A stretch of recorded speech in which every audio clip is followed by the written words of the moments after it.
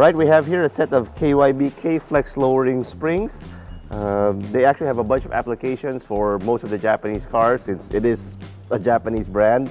So today we'll be installing it on a Mazda 3. A couple of observations that we have about KYB K-Flex is, first and foremost, they are bar none the cheapest Japanese branded springs you can buy today. The set for this Mazda 3 as of 2020 is 7,900 for a set of 4, but it's stupidly cheap. That's cheaper than Tain, that's cheaper than H&R, and that's at par actually with the Taiwanese brands. So given their pricing, it's actually no-brainer if you do not buy these things. So here it is. This is actually a set of 2 when you buy it.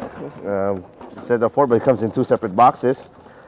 You can actually buy these things by the pair. So for the people who are saying that, oh, I want the rear lower, I just want the front lower, you can just buy the pair, and then that's it for half the price instead of buying it as a set of 4.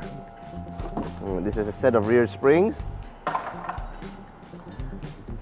They chose a nice brownie bronze color, something different. They have a bunch of plastics here for the end, so this doesn't sit against metal on metal. These things, by the way, are, if you look closely at the language of the box,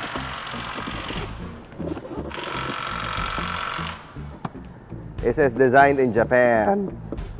Designed in Japan doesn't mean it's made in Japan. These things are actually made in Thailand, which makes a lot of sense why the price is pretty low.